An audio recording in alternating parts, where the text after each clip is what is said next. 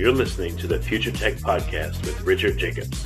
Future technologies such as artificial intelligence, stem cells, 3D printing, gene editing, Bitcoin, blockchain, the microbiome, quantum computing, virtual reality, and exploring space are much closer than you might think.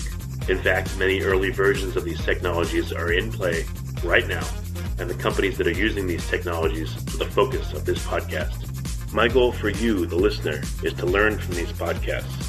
You may very well learn something that may change the course of your life for the better, steer you towards a new career, or give you insight into addressing a thorny medical problem. Remember, this podcast and its content is informational in nature only. No medical, tax, legal, financial, or psychological advice is being given. If you enjoyed the podcast, please listen, subscribe, like, and tell your friends about it. Thank you.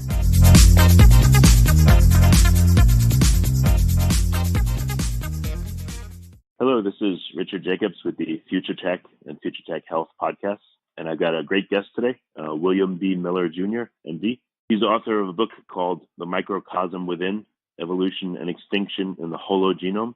It's a little bit of his background, which he'll get into more. He's a physician, evolutionary biologist, and a lecturer on the new science of the hologenome, which we'll define, and the impact of the microbiome on evolutionary development. So his book came out in 2013. I'm making my way through it, but we'll talk about that and a lot more. So, Bill, thanks for coming. Well, thank you. That's great to be on the show. Yeah, tell me first a little bit about your background. You were a physician, or still are, and what was that experience like, and how did it morph into your current interests? I was very lucky in going through school. Along the way, you learn things about yourself, and one of the things that I learned about myself is that I really couldn't picture myself as in corporate America. It just wasn't going to be for me. I really wanted to be able to do something where I felt as I had some independent action, and I was very interested in science. That made it easy to consider becoming a physician, because when I did become a physician, which is many decades ago, medicine was extremely unlike what it is today, which is now it is a corporate experience. But back then, there was the model of the physician that opened his practice. He put out a shingle. He had a great deal of independence. And that attracted me just as much as the science and the concept of being of service to others, which was important to my family and has always been important to me. As it happens, when I was going to be a surgeon. At the very time I was going through my initial training as an intern, I was training at a place that happened to receive one of the first CT scanners in the world. After the Mayo Clinic, came where I trained. And there's just no way for me to recreate for the listeners exactly how exciting that was, because you were really seeing inside, not 3 dimensions, of course, it's 2 dimensions, but your brain could convert this to 3 dimensions very easily. And so as a surgeon in training, I'm listening to my surgeon mentors, and you know what they're saying? All we are now is technicians, because these machines are giving us the diagnosis. So there was they thought that would be the end of their medicine, or their need. Well, they didn't think it was going to be the end. They felt that it was going to very dramatically change their role. Now, you have to remember that at the time I started, which was a different century, quite exactly, medicine was very hands-on. I was trained in palpation, in listening very careful to patients' symptoms. There were a certain sets of physical signs that you would use in order to make a diagnosis of appendicitis, for example. This is all, nobody even knows them anymore, because you use CT or ultrasound and you have almost 100% accuracy.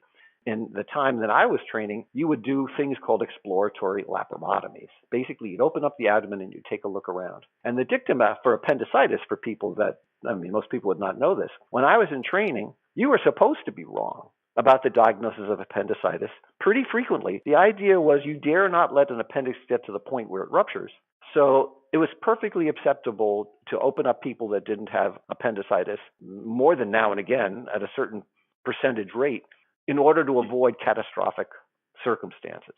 Well, now today, that's, of course, terrible, because you have a completely precise means of diagnosis of appendicitis, which was first with CT, and even now with ultrasound equipment, it's extremely accurate. And of course, MRI would do the same thing. Anyway, getting back to the major point here. So I ended up giving it a lot of thought, what I would like to do, and I was extremely intrigued with this new imaging and its advantages. And I ended up going to that. So I've spent a long career, several decades, as a radiologist and doing a lot of work in diagnosis and also in intervention, basically sticking tubes and needles into people to try to make diagnoses or to repair certain things. It was a terrific career, and I was very privileged to have that.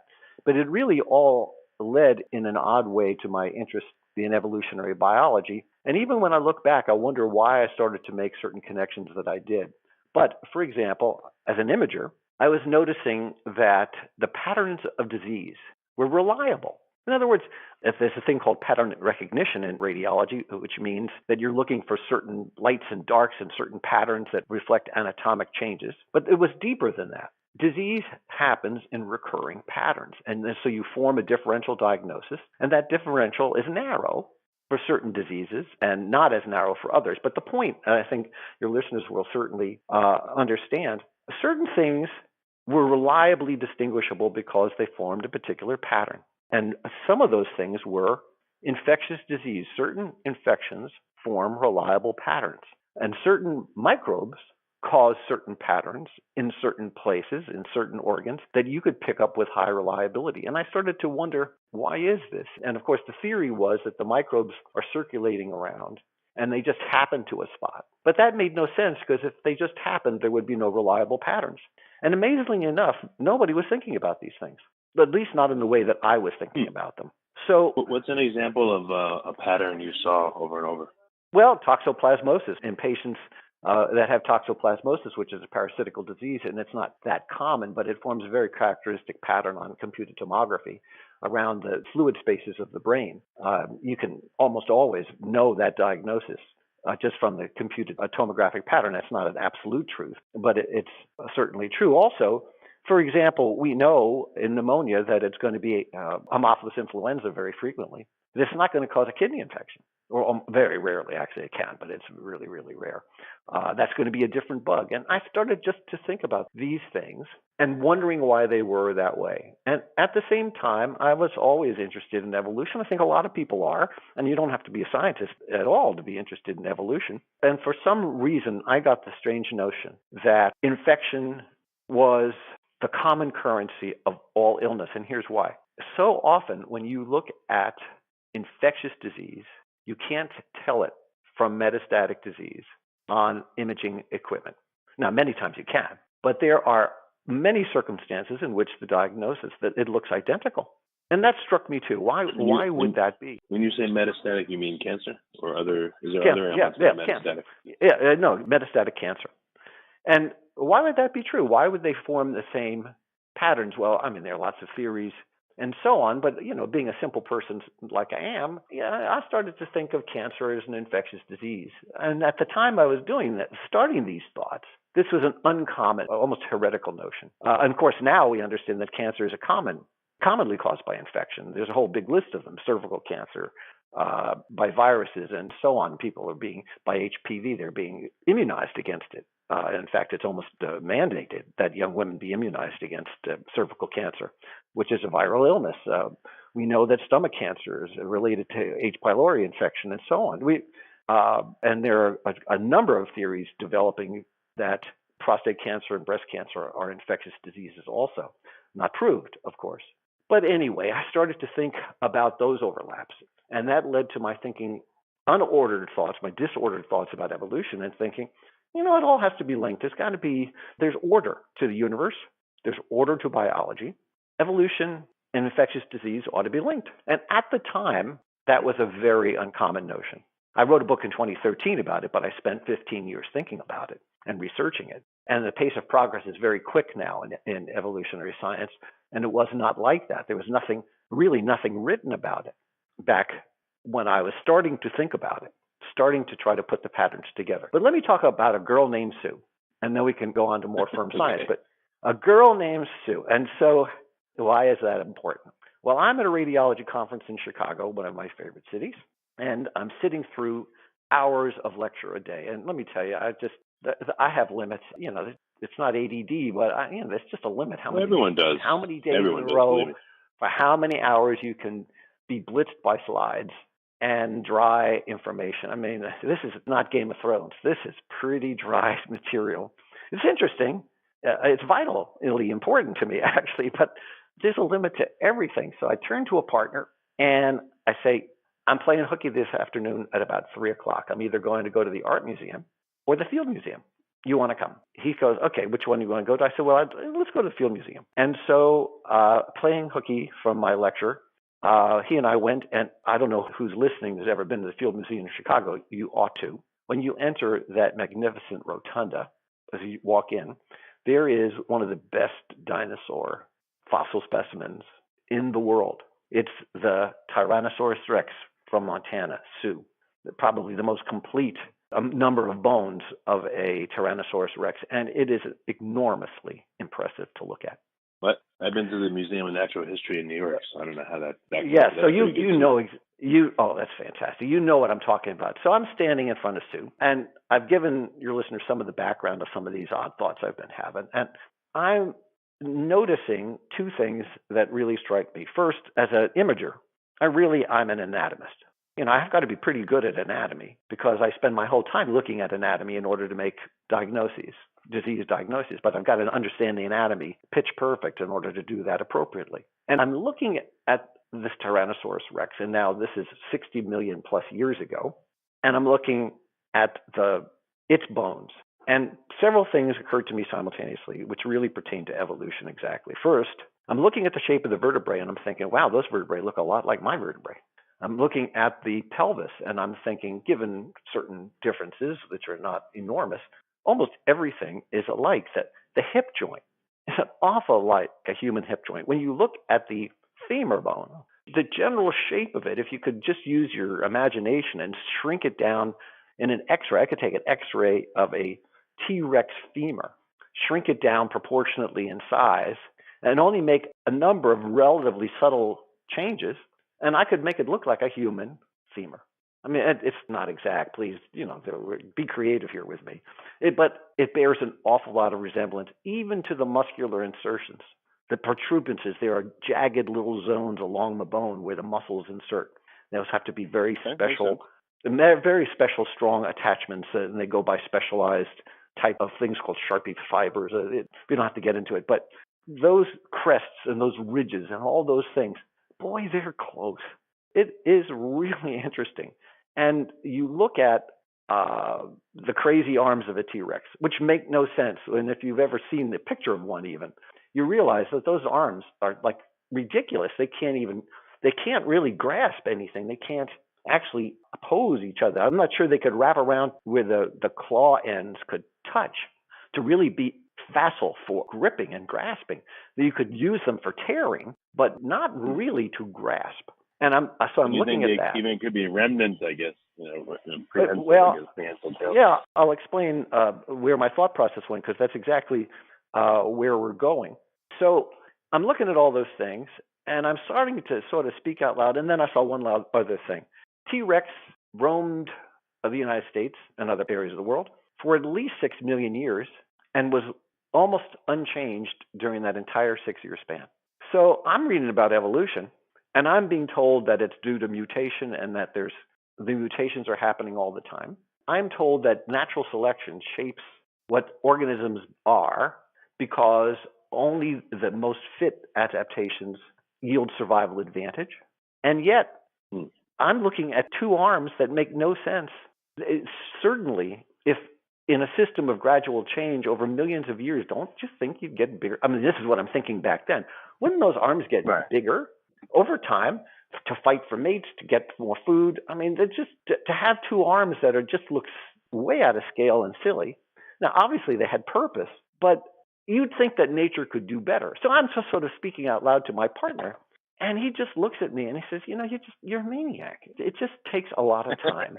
And he just completely dismisses me. And he's a wonderful guy, and we're still friends. But the point is, it was just like, the proverbial, you put a bit in a horse's mouth. I just could not let that go. And that was... Well, this is by far not the only example. You'll have a naked mole rat who still has an eye, but it's covered by skin. Or whales, still have these prehensile feet, the legs tucked in them. Right. And there's many, many examples of anatomy that wasn't discarded within the creature. Why? Why would that happen? It makes no sense if you're looking for efficiency and survival of the fittest. Well, there really is an answer, and it's more complicated than it's going to sound right now because you'd have to understand the full pathways. But it isn't survival of the fittest. It isn't at all, and it really relates back to a more complicated system of evolution than was previously understood. And it is survival of the fit enough to survive. In other words, it sounds like a pat answer, but is it actually a true one? The T-Rexes that came into being, and they didn't come into being through the process of natural selection as people have been taught, but it did come into being, and it was fit enough to survive. So that's a huge difference between survival of the fittest and fit enough to survive, because it changes. The underlying dynamics can now change. So that's where I ended up where I am. I spent the next 15 or so years acquiring an education in evolutionary biology, which I had not had before, and a lot of the terminology was unfamiliar. And although I had a lot of science background, I had to learn a lot about genetics, and I was particularly interested in immunology as it relates to evolution, which no one was talking about.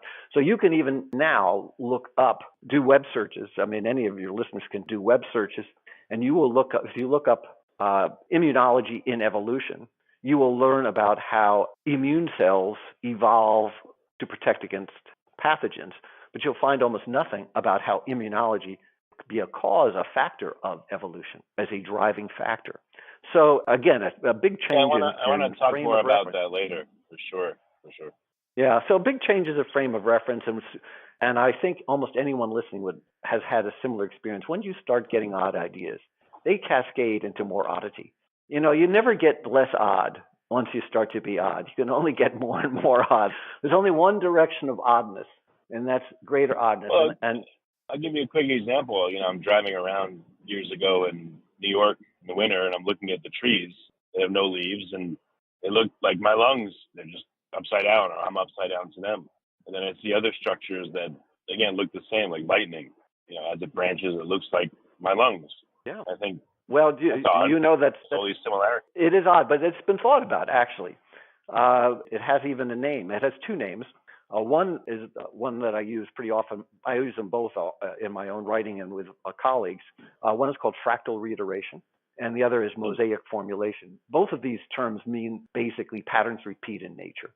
And that's very well known. And the reason for that is actually twofold. One is efficiencies are in general repetitive patterns because the underlying physical forces act without exception on everything. So living things or inanimate things, they tend to have to do the same things because we must follow the same physical laws. In the end, we must be efficient. In the end, we must adapt the most efficient flow states.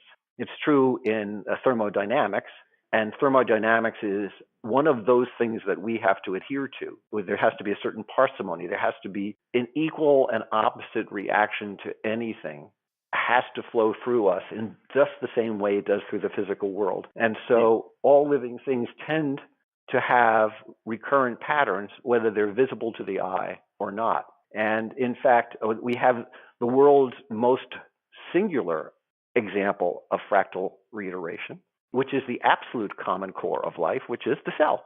The cell is the universal unit. It is the base unit from which everything else emerges. Single cell organisms abound, but you and I are combinations of single cells put together in complicated networks that make us what we are. And one of the big changes in evolution, and with my interest in medicine, I came to it earlier than many. Now it's pretty common currency. But again, when I started thinking about it, it was quite unusual. And when I wrote the book on the whole of genome, the book that you're nice enough to mention from 2013, The Microcosm Within, it was almost no literature behind it back then. So it was among the first. There were certainly some people that I could cite. It was really not, I was not the first by any means to the idea. There was a man named Jefferson in Australia who thought of it because of agronomy. And there are the Rosenbergs that are in Israel, and Scott Gilbert in Pennsylvania. These are all brilliant people. So no one comes up with anything that's absolutely new that doesn't have feet, it doesn't have legs within some pre-existing excellent idea. Every decent idea is an outgrowth of an excellent idea that preceded it. Oh, right. You don't have to be tongue in cheek, but there's an evolution of thought too, as new evidence comes. Well, absolutely. We're going through one of the most dramatic and wonderful periods of time. This will be a brief digression, but it is easy to look at our political landscape and despair. I mean, whatever your political opinion is, you can look at the turmoil around the world. You read Google News, you read the newspaper.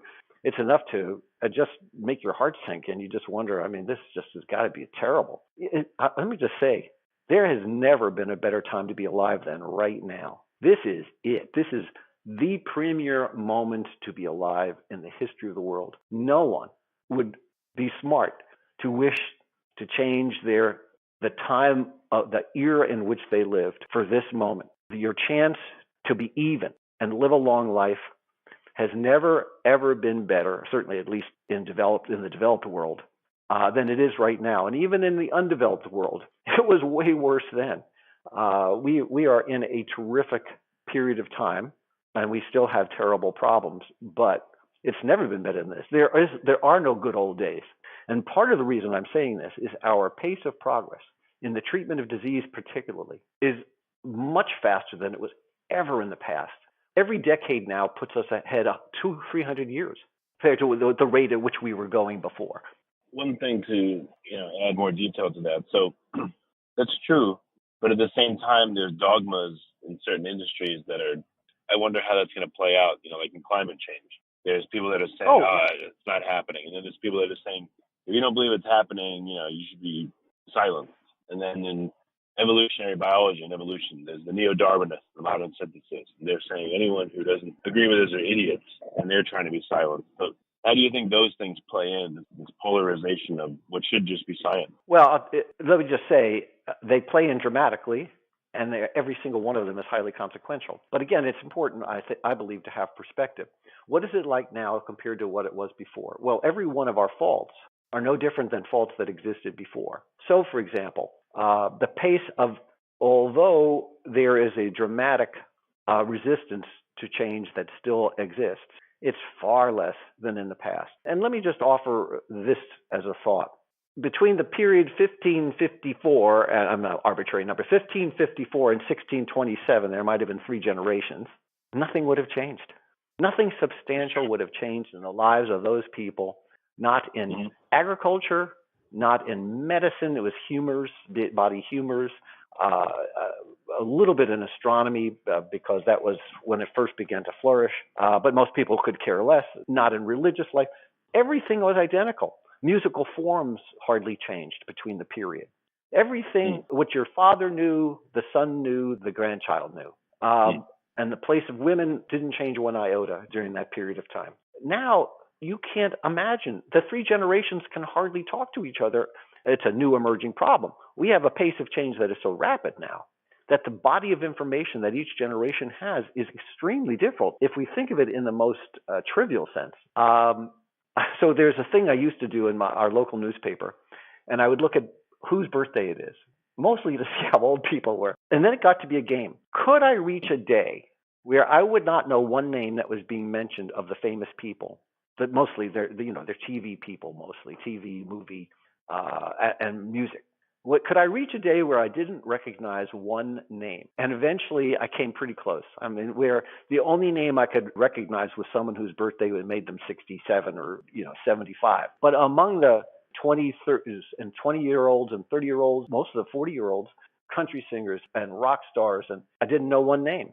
My point is not that I'm singularly ignorant, and not that I'm not interested in new trends. It's just that the generations separate according to very strong cultural differences. That wasn't so throughout history. Yes, of course, the young have always rebelled against their elders, but it is now we don't even share the same platforms. There's someone that's 18 now hearing a song that we know has been remade 10 times over the past 50 years, and they think it's new, versus someone now that's 70 that doesn't know nor care about the latest stars. It goes both ways. Not only that, absolutely. Again, another trivial example is if my son wanted to organize an event, and what he was going to do was put together a movie night. And the idea was You're going to get a movie that's famous that maybe not that many people have seen. So he was thinking you'd have to look for some names that are not that well known. No, he could use Gone with the Wind because among his age group, which is about 30, almost none of them had ever seen Gone with the Wind. A lot of them had not even heard of it. Now, for my age, my parents, Gone with the Wind was the most famous movie in history. And for my age, even, obviously everyone I know my age, which is something like 180, has seen the film usually multiple times. So, I mean, we're talking about things that are trivial, but science is progressing at almost the same rate. Here's the wonderful thing I had in my career. From the time I began my training to the day that I actually left medicine to start my new career, my second act, which I'm lucky to have, I almost did nothing that I had been trained to do in my training. Almost every single thing I did all day long was a product of a new technology and something I had to have learned along the way. What a privilege. But yeah, what a privilege. Here's something that nature can teach us. There's a reason why, again, there's self-similarity. My lungs, my blood vessels, trees, lightning, etc. Nature contains within it all its history, it seems to. And the more we pay attention to history, history is becoming more and more important, I think, the faster change happens because you lose all these lessons that you could have had if you don't look Correct. at it. So sure, we're in love with the new technology. It's great, but it all has its roots in history. And if you don't understand any of that, you'll miss out and you'll waste all this time reinventing when you don't need to. Absolutely. Well, one of the great places where change is happening at this extremely accelerated rate, which I regard as a great positive, and the cultural things we were talking about are very interesting asides to me. But one of the things where change is super duper rapid is in understanding our microbiome. Now, for those that are unfamiliar with the microbiome, it's talking about bugs. I'm talking about germ bugs. Those are the trillions and trillions of bugs that are in us and on us. And the number of these that are in you and me is variously estimated at the minimum 38 trillion and the maximum about 100 trillion. Now, our own body cells are around 30 trillion. So we're outnumbered by our microbes. So, for example, and so that has to completely change the way we see health and even our humanity. Let me give you an example. So when I look in the mirror, I see Bill Miller. And of course, the first thing I say is, George Clooney, eat your heart out. I am the best looking guy in the world. I mean, how could I doubt that? I see it. Anyway, what I do see, and let me assure your listeners, George Clooney has nothing to fear from me. Anyway, so I see this image in the mirror. It's a one thing. It's a one-person image. And I look at that and I feel like a one thing. I don't feel like anything more than a one thing. It is a complete illusion. What are we actually? We are in an unbelievably complicated confederacy of multiple forms of life. My own Bill Miller cells, they are personalized. There's no other person that has my exact genetic and extra genetic, extra genomic, but genetic complement. The exact combination of my cell is unique in the world. But there's an invisible pairing that is an absolute partner. It's not just a hanger-on, an absolute partner. Those are the trillions of microbes that are part of me. And what we're learning in this accelerated pace of change that we've started to talk about is that when I went to medical school, first of all, no one even bothered to think of them. Microbes were simply pathogens. They're only there to hurt you. And then there was a curiosity thing called a symbiont. It means a microbe that gets along. It serves us in some way and we serve it. Symbiosis. But it was considered a real rare. Fish with a sea anemone. Yeah, or microbes that help you get B12. I mean, we understood that certain microbes served a function, but they were just an aside, and we could do without them anyway. And they're hangers-on. They're there because they're there, and nobody really ever gave them any thought. How did we think about them? Danger. Our job was to eradicate them. They were enemies. They were pathogens, and that's all I was ever taught. Well, now we know completely differently. These microbes are absolutely vital to us. We are a combined organism. So the term that people are using, the common one and the stuff that I write is holobiont, holo meaning all, or genome, hologenome, all bionts, all living things, a combination, or superorganism. The superorganism can mean variable things, but what it should mean is the idea is that we are a combined form of life and we are obliged to be. So these microbes, they can't live the way they want to without us. We are their best habitat and we cannot do without them. If we were germ-free, we would be dead. So you're going through the roles that, people have thought traditionally microbiome or microbes only one role, bad, try to kill you. But one Correct. is the symbiotic role, for instance, where they produce serotonin in the guts or, like you said, B12. Another is the role that people are familiar with, trying to kill you. What are the other roles that microbes can have with us? Well, they are critical throughout our metabolism, but and I'm actually writing up something about this now, but they really function significantly in our growth and development, our developmental milestones. They are critical factors in our appetite, what's called our diurnal cycle. So satiety, appetite is satiety. When do I feel full? When do I feel hungry? What is if I'm a lean person or I'm a fat person, do my microbes have a say in it? They certainly do. They have a powerful say in it. This is stuff that I was, of course, never taught in medical school. Back in the 18th century when I went, it was considered ridiculous. But now what we're learning in this cascade of new knowledge that we're getting is that these microbes have an enormously powerful role. And we've only just on the very beginning of understanding the interstices, the networking between those microbes and our own being. And we'll talk more in depth about some of these things, but I can promise your listeners that this research over the next 15 or so years is going to start to yield terrific results for people. A lot of those diseases that have afflicted us, what we're finding out is that the common denominator runs through the microbial world. It doesn't mean that the microbes are the cause of every disease, but disease in a human being and all other animals runs through the common denominator of this partnership with our microbes, so that disease is set off if microbial patterns are unbalanced, or our own cells, if they get unbalanced, they can create a reaction within the microbial sphere, which gives them an unbalance, which then reverberates back to us to further unbalances. And we're only beginning to understand each of these. So our behavior, our moods, depression has some linkage. It's still ill-defined. The research is still new, and it hasn't been deeply validated yet.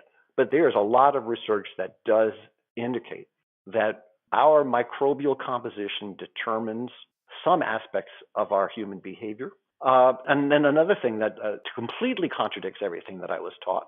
So when I was in medical school and then all through my practice, really, the dictum was absolute that certain areas of the body were sterile. So of course, physicians understood that there were lots of germs inside our gut. They were there because they're feeding on the fibers that are part of the nutrients that we take in, and they're hangers-on, and they might assist a little bit in digestion, but it's not a big deal. I was taught, of course, that the womb is sterile, that a fetus is sterile, that amniotic fluid, the fluid that surrounds a baby in the womb, is sterile. Here's a common thing I would say to a patient. Well, we've gotten back the results of your urinalysis, and your infection is cured, and your urine is sterile. I said that all the time. It's just completely wrong, but I said it all the time. And here's what we know now. No place is sterile. What was I told about? I was told that the brain, spinal cord, the fluid around these vital organs, sterile. Absolutely, because there was a blood-brain barrier. And any microbe that could even be circulating through, only the pathogens could get through. The brain was sterile, the microbes, the spinal cord was sterile. No, it's not true. No place is sterile. That's why I asked you offline. So even people that know a bit about the microbiome, they think traditionally, we've got a big colony there. And then if they know a little bit more, they know there's a separate colony in the mouth and separate one in the anus, and et cetera. But you're saying, and I asked you offline, that bacteria are present throughout our entire body. There's no place in the body where they're not there. No place in the body is entirely free of microbes being either bacterial, archaea, which is a different kingdom, a domain, and the virome. So even all this information that we're getting about the trillions of microbes, it's an undercount because the virome is so enormous. And our viruses, I had been taught to understand viruses purely as pathogens, purely and exclusively as pathogens. Well, here's what we know now. They're vital co-companions in development. They are vital for our health, just as they definitely cause terrible afflictions. It's a balance, and we only were aware of one part of this balance. So everything is changing very rapidly, and all of this is a very good change. For once, there's good news. Finding out about these relationships, which we are only beginning to explore in depth, is of extreme importance. And then getting back to evolution, what we're finding out is that the viral realm is a major part of the evolutionary narrative. That is, it's much more important than these random genetic mutations, which all of evolutionary biology has had this multi-decade romance with, believing that for generation after generation of evolutionary biologists, and even of a majority today, still would answer the science test question, what causes evolution? They'd say random genetic mutations cause variations, and natural selection drives evolution. These are incorrect statements. Yeah, and just to let you know, I've done many podcasts on this, and so I don't even want to belabor that how wrong that is and how misinformed and incomplete that is. Just take it as the listeners now will know if they've listened to any other podcast that's so incomplete as to be not even barely descriptive as to what's really going on. Right, and again, it doesn't mean that they have no influence. That's not what I'm saying. Just so we can finish this, Judge, just so I clarify. I'm not saying natural selection is not important in evolution. No, it is, for reasons that are different than have been understood previously. And I'm not saying that random genetic mutations don't occur and are not consequential. Of course they are.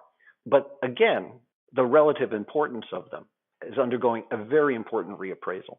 Well, one quick thing about the virome, I spoke to a while back George Church and also Luis Villarreal about the virome, and I didn't realize all creatures have viruses that have integrated their information into our DNA itself. So we have dozens or hundreds, so I guess they call them endogenous retroviruses that are part of our DNA, part of our makeup, and have guided our evolution and the evolution of all kinds of other creatures. That's crazy to think about. Well, it's not only crazy, it's true. For example, the placenta, which is, the lifeblood of mammalia, of mammals, those are the product of at least 4 critical retroviral insertions that allow specialized cell types, syncytial cells, that can form the syncytial trophoblast, which is an essential element of the placenta. It's unimportant what these cells exactly are or called or anything, but the point is that these viral incursions, infectious events, and that's the part that I want to stress for your listeners, it's infectious disease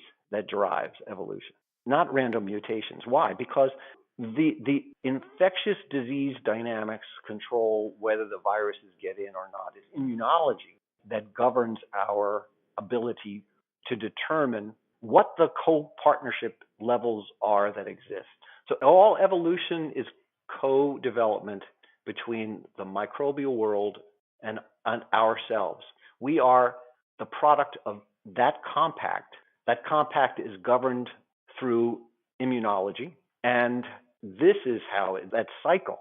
It is this cycle, which is really infectious disease dynamics, that actually drives evolution and extinction. And those that are further interested can read the book, but we can talk at any depth that you wish.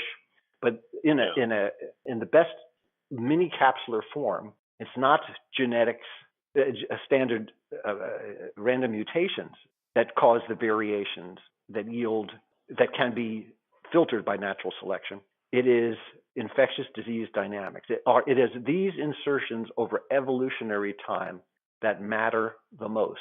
And so that explains why some creatures can stay unchanged for hundreds of millions of years. So take horseshoe crabs. Oh, actually, one question here. I understand that it plays a huge role, infection, and it drives evolution. I understand why you're saying that now. But what about environmental pressures causing epigenetic changes, which lead us towards, maybe a new species? I mean, isn't that a big part of the puzzle too? The oxygen levels in the environment being nil and then coming up to a high level and then going down and coming up. I mean, didn't that cause tremendous pressure and changes in organisms and evolution as well? Yes, absolutely correct. There's no question.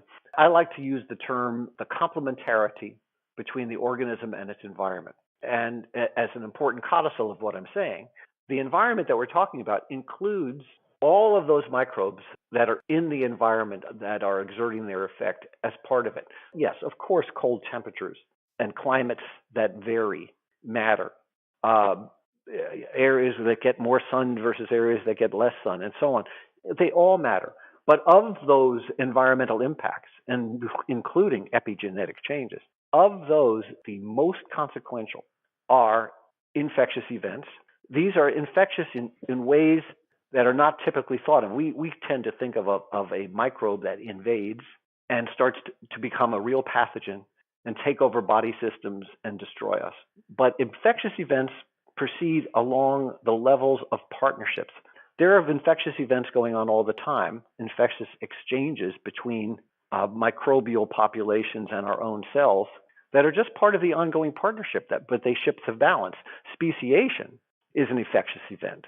So you can make the statement that evolution is infectious disease dynamics if you restrict it particularly to the concept of it being related to speciation, because you have to confer reproductive isolation. And obviously that can't happen unless there's some genetic or cytoplasmic incompatibility, and that can only occur as an immunological event. So one of the things that almost no one talks about, but I cover in my book, is you really can't have speciation without talking about immunological incompatibilities. I mean, after all, why can't two species reproduce? Mechanically, a sheep and a dog could get it on, Right. but of course that doesn't work. And the reason that doesn't work is not because the parts don't fit in, as creepy, as disgusting as that might sound to talk about. I hope that people don't think I'm a pervert for saying this, but it's not mechanical. And it's not even, a function of, sexual drive, because animals are crazy and so are humans. What it is a function of is actual reproductive incompatibility. That's a genetic chromosomal incompatibility. That's a cytoplasmic incompatibility. Cytoplasm being the stuff inside the cells, that's the fluid inside the cells that occupies part of the interior of the cell, inside of the cell membrane, the outer wall of the cell. And all of these are participants in the splitting of cells, the joining of cells in reproduction between the egg and sperm. And there's got to be compatibility. If it's incompatible, it's an immunological event. And isn't it interesting that the organisms are informed, their sexual drive is informed? The sheep knows not to. It somehow is just not attracted to the dog for the most part. Maybe in a few extreme examples it is, but people are not attracted to mate with animals, again, except in a few extreme examples. But isn't it interesting that we know, we have this knowledge or this feeling on who to mate with and who not to mate with? Yes, and what's happening, it's interesting that, again, we don't have an answer. I mean, you're asking a really deep question, and I don't want to make it seem like the answers are well known, but I will offer an interesting aside, which is the new sophisticated experiments on the microbiome. And let me finish this thought, and then I'm going to skip to why we found out what we did about the microbiome and why it was invisible up until recently. First, what we are finding out are some almost kind of creepy associations. This is still new stuff, and it's not been really highly validated yet. But it is almost certain that our individual microbiomes influence our mate selection. Almost certain. And I can't tell you that, I'm going to run the new dating app, microbiome profile dating app, but because I would be rejected by everybody, I'd be, your microbiome is too disgusting to have a mate. It's just, we used to talk about chemical attraction and pheromones and things like that. Well, we're finding now the scientific basis behind how these things are produced. The chemical attraction could be maybe that the microbiome that we share is also a reflection of our cells having a certain compatibility, which we sense, intuit, because we don't understand consciousness, we don't understand self-reference, we don't understand intuition. And there are a million theories, and I've written about some theories of it myself, but it could be that subliminal understanding is because we have means of sensing the mate compatibility of the microbiomes that we share. It sounds astounding and it sounds ridiculous, but it's not. We I mean, in perceive. pheromones, the smell of, oh, that person smells good, or they have a nice perfume on. I mean, it's a crude way that we're sensing them. Using our nose, we're sensing molecules that are coming off of them. So why couldn't we sense molecules coming off of them that we can't identify as a perfume, but somehow we're sensing literally their smell, and we like that. Well, in fact, they're running those experiments. They're doing not creepy, but interesting studies where they get men to exercise. They have in T-shirts. They have them give their T-shirts over, and then they have women smell them and rate them according to attractiveness or disgust. And what's the smell? Is it good or bad to you? And they're finding some substantial overlaps between microbiomes of female attraction and males that have coincident microbiomes. Again, this is preliminary stuff, and we all know that reports come out and contradict earlier things. So let's see how it shakes out over the next decade or so. But there's some very interesting things that are happening on this horizon, even in sense of cellular life itself. What we're learning is the communication patterns of cells between cells, cell-cell communication, and cell microbe communication has been completely misunderstood. It's much, much more abundant than we ever understood before. Microbes, for example, chatter together all the time. They're highly sociable. So your listeners would probably think, well, microbes are stupid. I mean, cells are dumb. I mean, what could they know? I mean, they don't know Shakespeare. Well, they don't. But you know what they know? They know cellular life, and they are very good at being cells. And that is intelligence. So Hawking's was great. Stephen Hawking. He had a fertile mind, and his definition of intelligence was very direct. Intelligence is the ability to adapt. And almost no one has ever said anything more intelligent about intelligence than Hawking in that statement, because adaptation is problem solving. Yeah, that's right? true. And how do we problem solve? We communicate. So and you're saying what are our cells have intelligence. Bacteria have intelligence. Absolutely. Here's a question I wanted to ask you. So the thinking on viruses and bacteria and et cetera, when people thought just bad, they infect you, that's not, there's no intelligence there. It's just this one action, or there's very little intelligence. But what you're saying is cells, bacteria, viruses, et cetera, they have a playbook, actually. They can be symbiotic.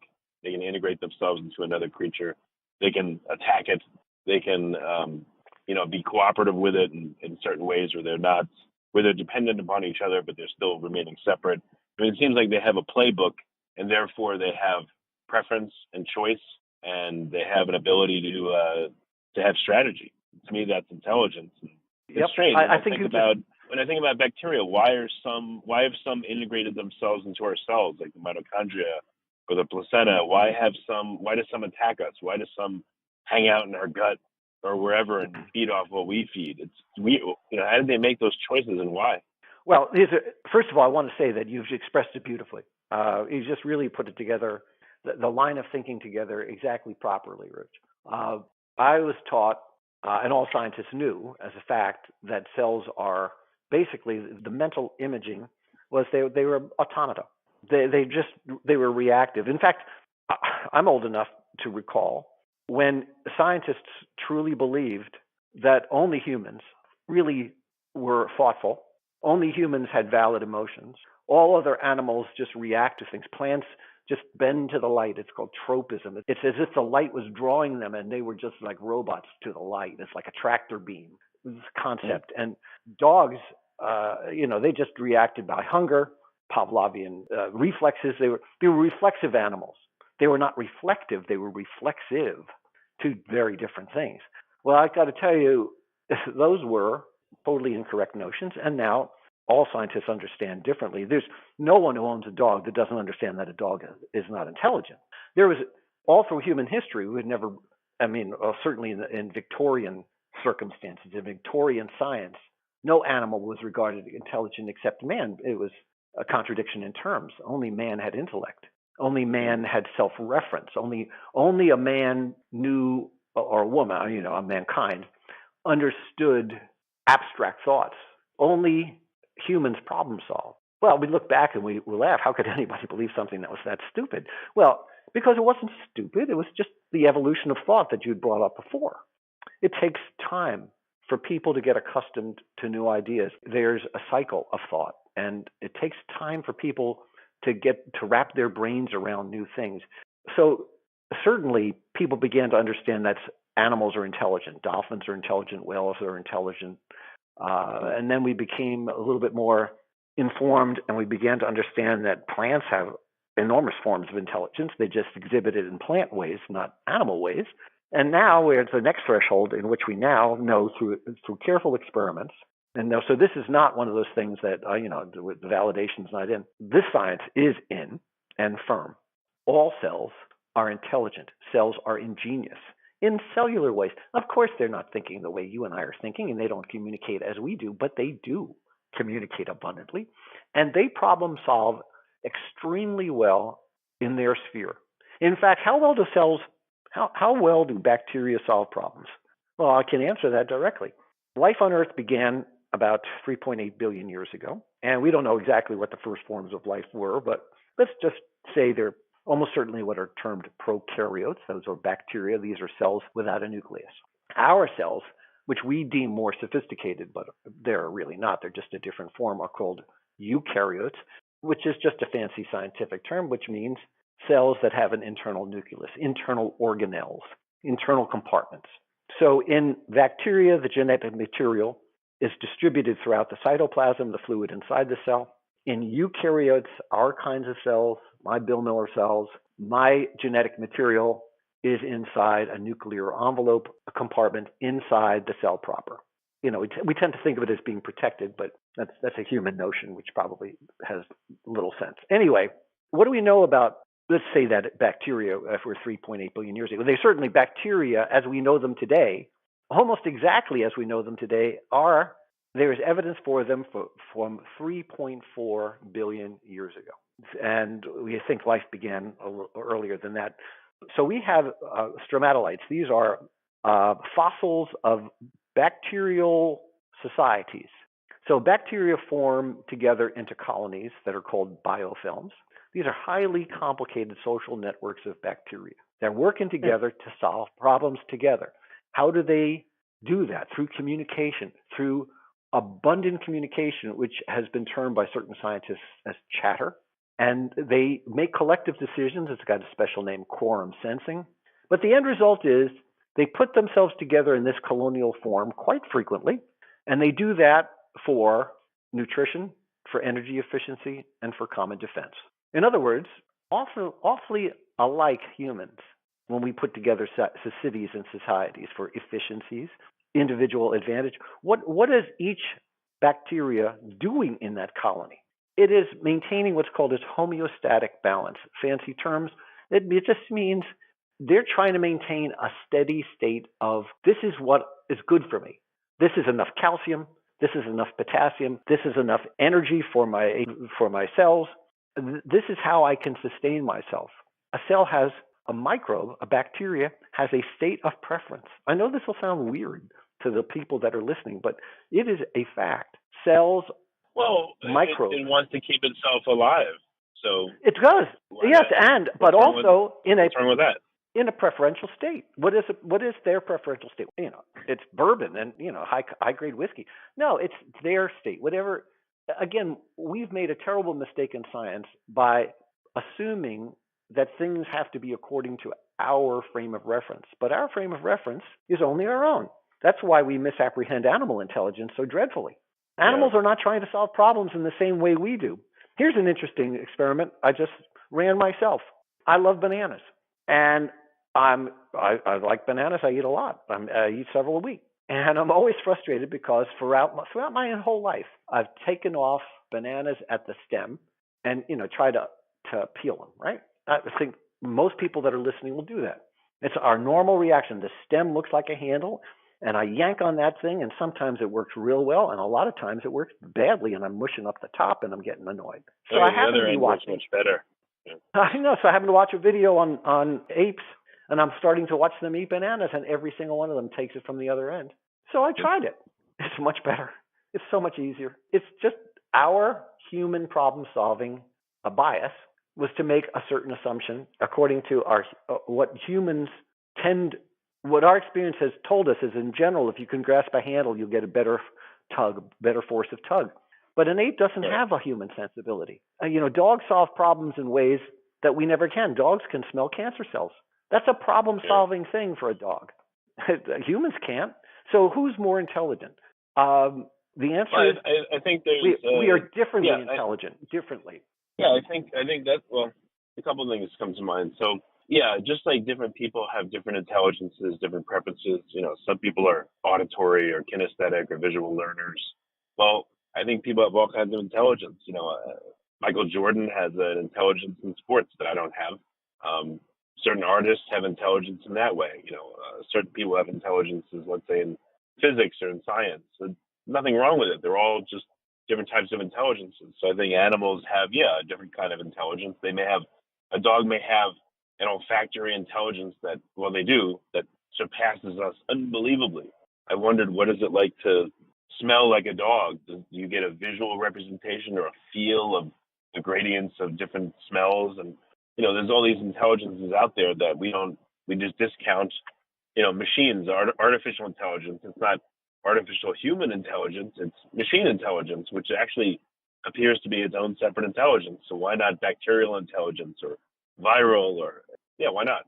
And the answer is there is no why not. The answer is that we just have to learn to accept that this is one of the things that cells can do. And this concept of state of preference, the concept of cells being intelligent and all microbes being intelligent, and our virus is intelligent. Well, yes, they have some form of intelligence. Again, it may be very, very different even from other microbes. It is not clear that viruses are alive. Here's why. It's going to get a little complicated, but you can define life through self-reference. That is, do cells have an awareness of themselves?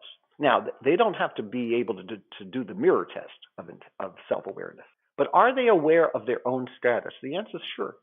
There's no question that a microbe is aware of its own status because it will react purposefully. It will problem solve in order to enact a better circumstance for itself. So that's self-awareness in the general sense, as opposed to the abstract self-awareness is why am I alive and why am I living? And we don't know that one bacteria absolutely knows how to differentiate itself from the next bacteria in the same way that I know how to separate myself according to my self-identity from another human. But if you regard self-reference as properly, it's self-awareness of status, of equanimity, of equipoise, of preference. Absolutely, microbes have that. Do viruses, bacteria, archaea, fungi, yes, they all have that. Do viruses? This is an important question because the virome is the largest of all the domains, and even it could almost be argued that the most consequential of all because it's the vital intermediary amongst all of the cellular types that we've mentioned. My cells with the nucleus, bacterial cells. We communicate with microbes, and they communicate with us according to many different pathways. There are chemical signals, there are electromagnetic signals, there may even be soliton waves. This is new research, and not much is known about it. Certainly, cells communicate with each other through cell adhesion and through mechanical transduction. They push, they pull, they tug, shear forces. All of these things count in that world.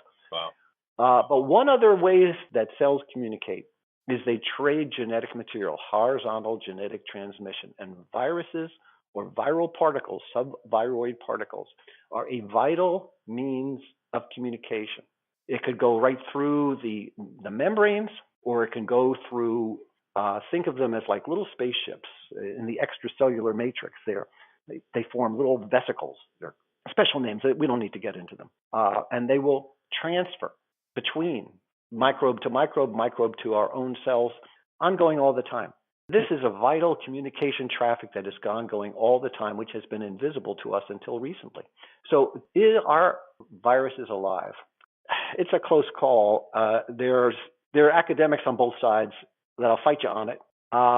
Here's what I do know. Let's not get stuck on that argument because these are the vital things that we need to know is whether we declare them living or not, what can they do that we didn't understand? They can cooperate.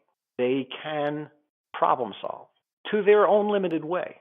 And so for example, viruses, and I think everyone's aware, like, to take HIV. Some people get infected with HIV and they get sick real fast and die.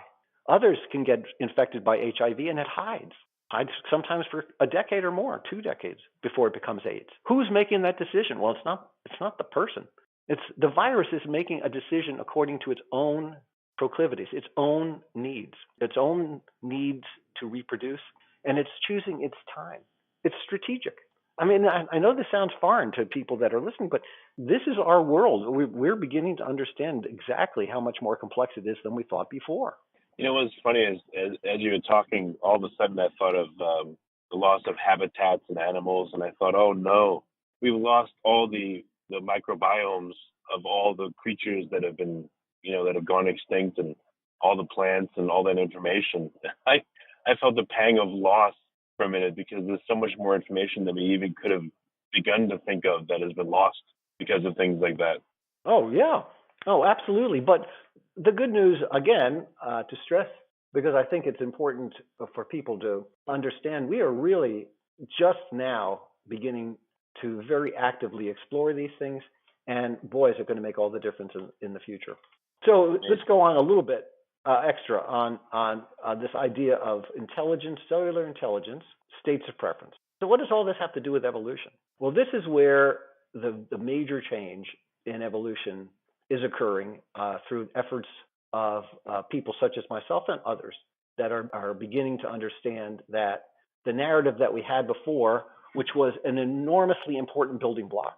I mean, we could never be where we are going to go or where we are now without all the terrific work that was done before, those of us that are working to change things. But we are definitely at a new threshold. And here's where we stand.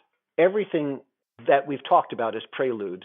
If you want to understand evolution, the 2 major themes that we've had up to this moment. First, that the nature of the human living circumstance of being a holobiont, a superorganism, is enormously different than we had understood previously. And secondly, we've just talked about how every single one of our cells and every single microbe, or at least every cellular microbe, is intelligent. So what does all this mean? Well, it means this.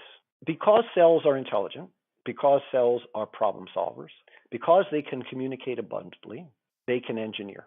So importantly, cells measure. Because they can assess their state, the state that they're in, that their homeostatic balance, they can assess that state. That's measurement. That measurement enables engineering. Think of it, the analogy is useful. Humans can measure, humans can engineer. We can deploy those tools, the tools of communication and measurement, to build cities. Cells engineer. So I talked about earlier how we're these enormous collaborations of life. These collaborations they form tissues, and those tissues are vast arrays of our own personal cells and microbes that work together. And the best way for the listeners to do is think of it like an ecology. Think of a rainforest. I live in the desert. I live in the Phoenix area. Think of a desert habitat. It's an ecology with all sorts of vital players. Everybody's depending on everybody else. People are used to thinking about it in macro terms. So, and people can look at a city and understand its complexities. Well, cells have their own intelligence, and cells solve problems in their own way. And how do they solve problems? By building tissue ecologies. And then as these tissue ecologies link together, they become us.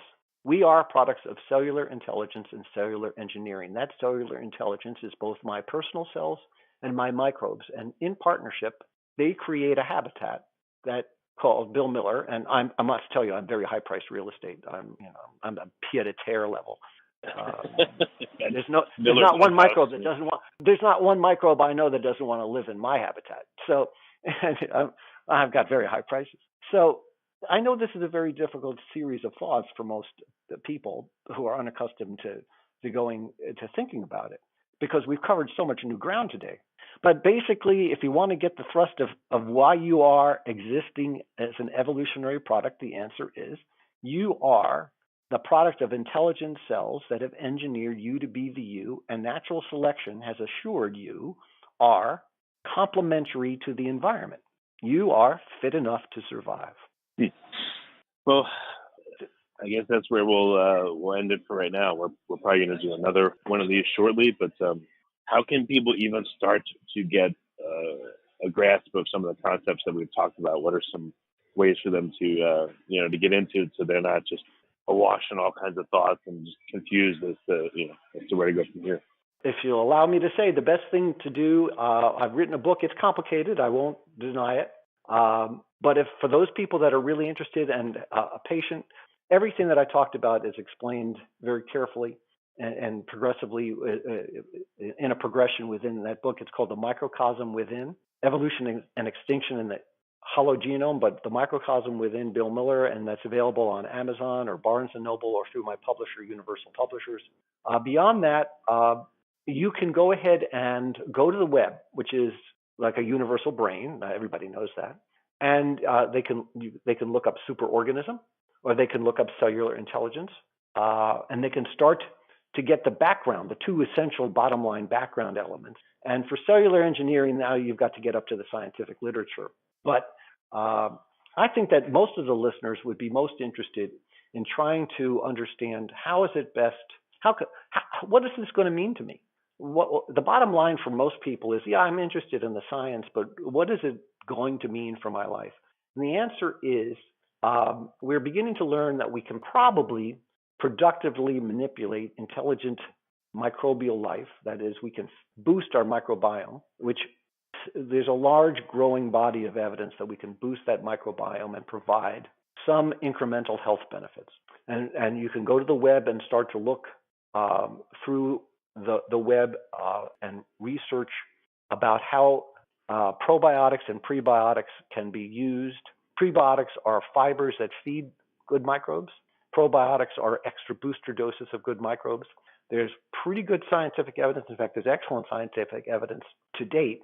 It has not yet been contradicted, but to date, there's excellent scientific evidence that seem to point that there are boosters that you can use that are productive for you, and you have to experiment for yourself. It's important to be your own scientist. If you're having problems with fatigue, you're having problems with depression, you're having problems with certainly with bowel problems, try one of these products and prebiotic or probiotic and see whether it doesn't work for you. Approach it with an open mind. The research is there and it's growing, and I think excellent products are on the market right now, and new ones will come to market over time. So I think that's where things are going. Yeah, and I would tell people, my own journey in learning about science and the microbiome and all these things. I make it my business to interview hundreds and hundreds and hundreds of people and companies, but I still had do a lot of self-discovery and reading and learning. And at first it could be very overwhelming. There's all these terms you don't know and concepts you don't understand. But if you keep at it and you keep asking questions, eventually you go from understanding 5% of something to 50% to 80%. You may not get to 100%, but exactly. I've agree gotten to the point now where I can read papers and I can understand 80% of it. And I think, oh wow, it's working. I think that's such an important thing that you've said. Even in my own experience, when I started to flip from the medicine that I was doing into evolutionary biology, it was a blizzard of new terms. It's almost like asking someone who's been a dancer to study physics. It's just a totally different discipline. And so, but what happened? I kept at it with some patience. And just as you said, by small increments, you learn one term after another, it becomes familiar, then things begin to fall into place that you just couldn't get through it before. It didn't make any sense. And then all of a sudden it begins to make sense. And with respect to the microbiome, a lot of the things that are written are very good. And you can go ahead and in a relatively short time, really start to feel as though you have enough material behind you to start to make some decisions for your own life. Well, Bill, this has been great. I appreciate you coming on the podcast. And I don't know if you want people to reach out to you or to at least, they can get your book. Is there any way they could reach out if they have questions, or is the book the best way to do it? Sure. The book's excellent, or they can go to my website, www.themicrocosmwithin.com. And lastly, I have a pretty well-followed Twitter feed, which gives a lot of scientific information on evolution, but also just stuff that interests me: space, science, a lot about the microbiome, a little bit about paleontology. At Bill Miller, MD, on Twitter. That's great, Bill. Thanks for coming on the podcast. I appreciate it. Thanks very much, Rich. I enjoyed it very much.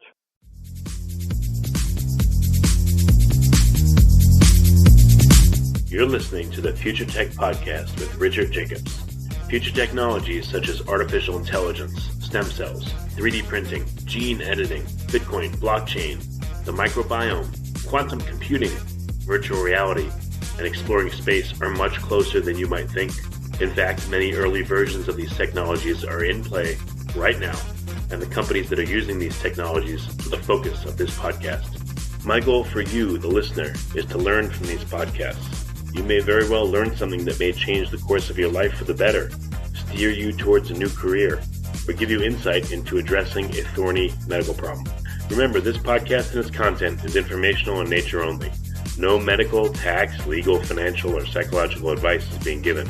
If you've enjoyed the podcast, please listen, subscribe, like, and tell your friends about it. Thank you.